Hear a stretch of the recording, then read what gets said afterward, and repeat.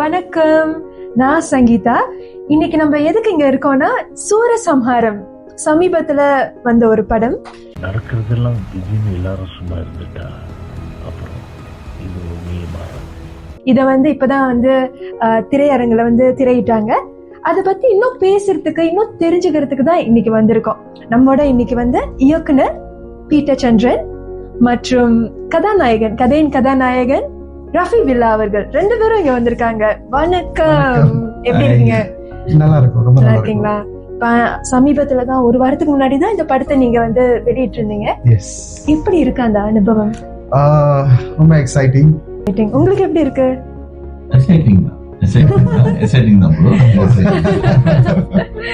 கண்டிப்பா ஒரு படத்தை வெளியிடுறதுங்கிறது சாதாரணமான விஷயமே இல்லை. இப்ப படம் வெளியாயிட்டு இத பத்தி நிறைய விமர்சனங்கள் கண்டிப்பா வந்திருக்கும். நேர்மறையான விமர்சனங்களும் இருக்கு, நல்ல கருத்துகளும் வந்திருக்கும். சரியா? அத பத்தி நீங்க என்ன நினைக்கிறீங்க? உங்களுடைய கருத்து என்ன? கிரிட்டிசிசம்ஸ் வந்துட்டே இருக்கும். So negative positive. So I think எனக்கு ரெண்டுமே ஒண்ணுதான். கிரிட்டிக் பண்றவங்க I think they are very, அவங்க ஃபிலிம் என்தூசியாஸ்ட் தானே. ஸோ அந்த இன்ட்ரெஸ்ட் தான் சொல்றாங்க. as long as they don't attack personally, it's okay. So அது அவங்களுடைய உரிமை சொல்றது. நீங்க என்ன நினைக்கிறீங்க? ஏதாவது உங்களுடைய நண்பர்கள் கண்டிப்பா இந்த படத்தை பத்தி உங்ககிட்ட சொல்லியிருப்பாங்க. கால் பண்ணி பேசினாங்க, சொன்னாங்க கதை ரொம்ப நல்லா இருக்கு சொன்னாங்க. வெரி நைஸ், எல்லாருமே நல்லா நடிச்சிருக்காங்க. எல்லாருமே இந்த படத்துக்கு நீங்க நிறைய கதாபாத்திரங்களை தேர்ந்தெடுத்திருக்கீங்க. எப்படி நீங்க தேர்ந்தெடுத்தீங்க இந்த கதாபாத்திரங்களை? எல்லாம் ஃப்ரெண்ட்ஸோட ஃப்ரெண்ட்ஸ் அப்படியே ஜாயின் பண்ணுது. தென் அந்த டேனியல் நடிச்சார்ல, அவர் அவரே ஷார்ட் ஃபிலிம் எடுத்திருக்காரு. ஸோ நான் அவரோட இதை பார்த்துட்டு தென் ஐ கனெக்டட் வித் ஹிம். இவரை நீங்க இந்த கதாபாத்திரத்துக்கு யோசிச்சீங்க? எனக்கு இவரோட ரானஸ் பிடிச்சிருந்தது. ரொம்ப ரா. அவராவே தான் இருக்காரு.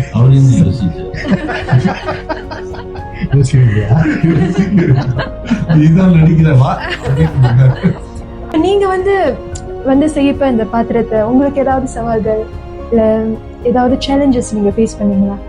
இல்ல, அவரு இந்த ஸ்டோரி சொன்னப்ப நான் கொஞ்ச நேரத்துல கொஞ்சம் பதட்டமே. இந்த மாதிரி ஒரு ஸ்டோரி நம்மளுக்கு கொடுக்கறதா நம்மளால நடிக்க முடியுமா?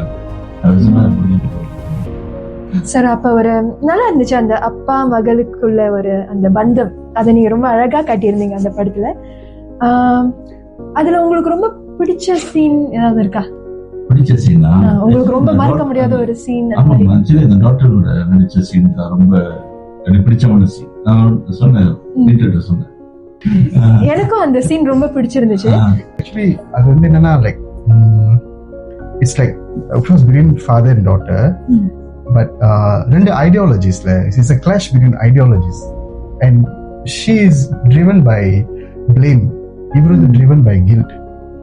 சோ வேற ஏதாவது சவால்கள் சந்திச்சீங்களா இந்த படத்தை எடுக்கும்போது? டெக்னிக்கல் சேலஞ்சஸ் தான். பிகாஸ் நான் சொன்ன மாதிரி தான் இது run and gun kind of filmmaking. Because நான் ஒரே ஆளா செய்யறதுனால அன்னைக்கு சொன்ன மாதிரி தான் இவங்க எல்லாமே வேலைக்கு பிடிச்சாங்க. மாத்தி மாத்தி வேலைக்கு பிடிச்சாங்க. இதுக்காக நீங்க எப்படி உங்களை தயார் பண்ணிக்கிட்டீங்க?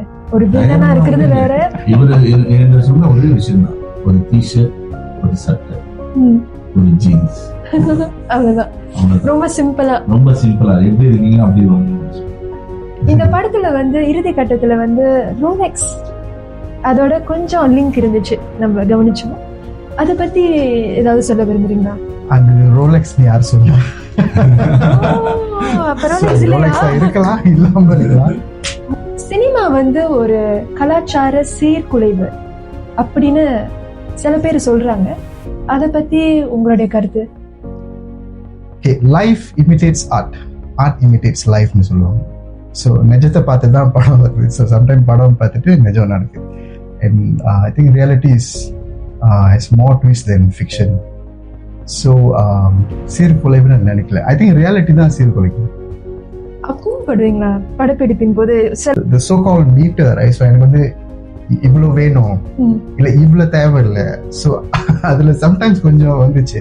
இவர் கூட இல்ல, மற்ற ஆர்டிஸ்ட் கூட வந்துச்சு. நீங்க எப்படி ஃபீல் பண்ணீங்க ஷூட்டிங் டைம் இவ்வளவுதான் கதை கொடுத்தாரு நிஜமா. ரொம்ப பேஷனா ஆமா, சொல்லி கொடுத்தாரா? நமக்கு நடிக்க வராது. உங்களுக்கு ஆமா, நடிக்க நடிக்க வராதா? வராது. நம்பாதீங்க நம்பாதீங்க நம்பாதீங்க. இல்ல நடிக்க வராது. இவருதான் ஒவ்வொரு சீனா எடுத்து எடுத்து சொல்லி சொல்லி எனக்கு இவ்வளவு ராத்திரி கூட போன் அடிச்சு மெசேஜ் பண்ணி சொல்லுவாரு. நாளைக்கு வருதுல இப்படி பண்ணிருக்க முடியும். ஓகே ஓகே அவ்வளவுதான். அந்த 2 கேர்ள்ஸ் சொல்லி அவங்க ஐ திங்க் மெமரைஸ் பண்ணிட்டு வரும். எனக்கு என்ன ஒண்ணு ஆச்சரியம்னா ரொம்ப சந்தோஷம்டா, ஏதோ நான் எழுதுறது வந்து யாரோ 2 பேர் வந்து மெமரைஸ் இவ்வளவு சீரியஸா செய்யறாங்களே. சிலது வந்து ஐ திங்க் அது அவங்களுடைய டெடிகேஷன் அண்ட் கமிட்மென்ட் காட்டுது. எவ்வளவு ஆவலா செய்யறாங்க. எல்லாருமே I cannot miss out. Daniel, அப்புறம் அந்த 2 இந்தியன்ல இருந்து வந்த இந்த guys 2 பேர் நடிச்சாங்க. ஸோ அவங்க ரொம்ப என்தூசியாஸ்டிக்கா செஞ்சாங்க. So it was very interesting. So சரி, நம்மளே யாரும் மதிக்கிறாங்க, நம்ம சொன்னதை மதிச்சு கேக்குறாங்க, சந்தோஷமா இருக்கு. அப்ப நீங்க எல்லாமே நீங்களா எழுதுனதா அந்த வசனங்கள் எல்லாமே? எல்லாமே நான் கண்டிப்பா அந்த படத்துல வந்து நீங்க ஒரு முக்கியமான ஒரு கருப்பொருள் வச்சிருந்தீங்க, அந்த மோரல் ஆஃப் தி ஸ்டோரின்னு சொல்லுவாங்களே. ஏன்னா இது நடக்கிறது பிகாஸ் தி ஆக்சுவல் தீம் வந்து it's cost of living. Singapore cost of living ரொம்ப ஹையா போறப்ப crime rates also increase. So இதுதான் வந்து என்னோட அந்த ஷார்ட் ஐடியா. உங்ககிட்ட இருந்து மக்கள் என்ன எதிர்பார்க்கலாம்? இந்த படத்தை இன்னும் பார்க்காதவங்க, அவங்க கிட்ட நீங்க என்ன சொல்ல விரும்புறீங்க? உங்க பாருங்க சொல்றேன். பார்க்காதவங்க தயவு செய்து இந்த படத்தை தயவு செய்து பாருங்க. ஏன்னா அப்பதான் தெரியும். ஏன்னா இட்ஸ் நாட் ஈஸி. ஏன்னா ஒரு கஷ்டப்பட்டு திரையில தியேட்டர்ல வந்து ரிலீஸ் பண்ணி அதுக்கப்புறம் யூடியூப்ல போறோம்னா எங்களுக்கு வந்து என்ன தெரியுமா, நம்ம எடுத்ததுனாலதான் நீங்க பார்க்காது. நீங்க பார்த்துட்டு உங்க கருத்து சொன்னா அடுத்தடுத்து நம்ம எப்படி இம்ப்ரூவ் பண்ணுவோம். மெயின் திங் அதுதான், எங்களோட நோக்கமே அதான். இவர் ஒரு சொன்னாரு என்கிட்ட, இப்ப அவங்க டாட்டர் இறந்துட்டோடனே அவரு அழுகுற அந்த இமோஷன் பத்தல. அப்புறம் அந்த வில்லனை போய் அவரு கன்ஃபரண்ட் பண்ண போறாருல, அதுல வந்து இன்னும் ஆங்கிரியா இருந்திருக்குன்னா அவர் ரொம்ப ரிலாக்ஸா. பட் ஆக்சுவலி நான் சொன்னதே அதான், எனக்கு வந்து ரொம்ப டிராமேட்டிக்கா வேணும்.